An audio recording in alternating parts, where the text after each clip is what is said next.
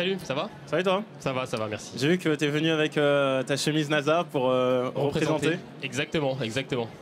Donc du coup, comme je l'ai dit, tu es ingénieur aérospatial. Ça vient d'où? Comment ça t'est venu l'idée de faire ça? Et comment est-ce que tu as décidé surtout de te lancer dans l'aventure?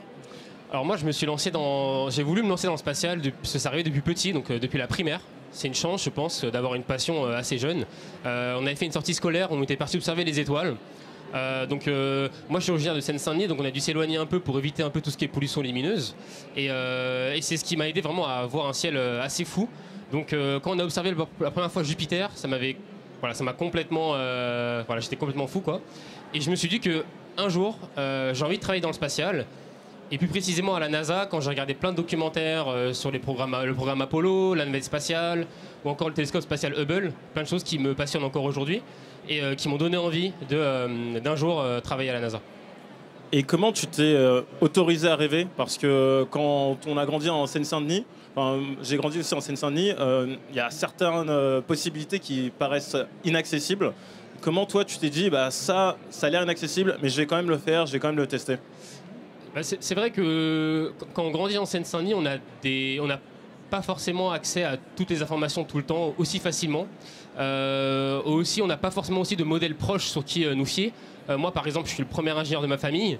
Mais à côté de ça, en fait, j'avais cette passion qui, du coup, m'a autorisé à rêver parce que je me suis dit que si d'autres l'ont fait, je peux le faire aussi.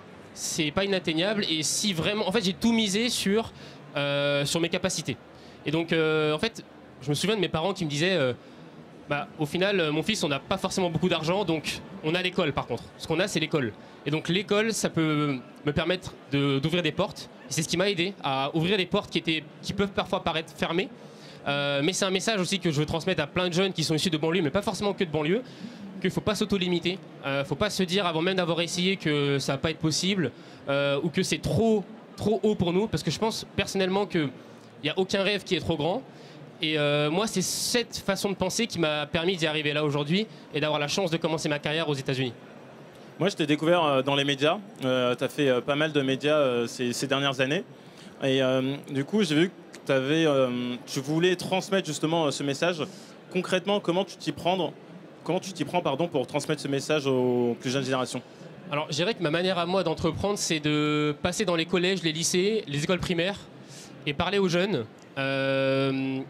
J'ai fait beaucoup d'établissements scolaires là, ces derniers mois, ces dernières années, parce que avoir quelqu'un qui vient en personne transmettre et qui vient en personne dire je suis comme vous, je suis pas mieux que vous, je suis comme vous et j'ai réussi à faire ça, donc vous pouvez le faire aussi. Je pense que c'est important et c'est ce que moi j'ai pas eu. Et donc j'ai envie que ces personnes-là, que ces jeunes, ils puissent continuer, enfin ils puissent se permettre de rêver. Et donc, moi j'entreprends en faisant ça, en fait, en passant dans les lycées, les collèges. J'étais à Rouen la dernière fois, je vais aller dans les quartiers nord de Marseille prochainement. Et j'ai envie d'aller dans des endroits où on pense que tout paraît un peu inatteignable. Mais c'est pour leur dire que ne vous mettez pas de barrière, quoi. C'est hyper important. Il y a des témoignages qui t'ont marqué quand tu es passé dans ces collèges, lycées Alors, il y en a quand même beaucoup. Après, la plupart du temps, c'est des jeunes qui, du coup, ont tendance à vraiment se dire que c'est trop compliqué.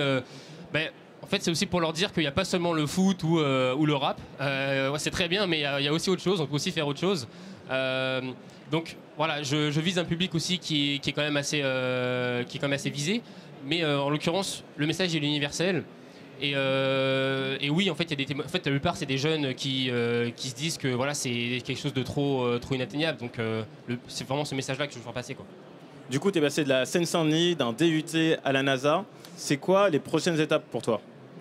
Alors, c'est une très bonne question. Alors, moi, j'ai pour objectif sur le moyen long terme de tenter ma chance pour devenir astronaute. Et je dirais que sur le court terme, ce serait de faire un doctorat. Donc, ce serait démarrer un doctorat soit aux États-Unis, soit en Europe. Pour du coup devenir docteur et faire de la recherche, parce que c'est ce qui m'intéresse le plus au final dans le domaine spatial, c'est vraiment faire de la recherche, aller dans les détails de tout ce qui consiste dans la physique des lanceurs ou des satellites. Et donc ce serait sur le court terme faire un doctorat et après pourquoi pas devenir astronaute. Alors tu fais aussi partie d'un projet qui s'appelle Sanctuary for the Moon. Du coup je vais appeler Benoît à nous rejoindre sur scène.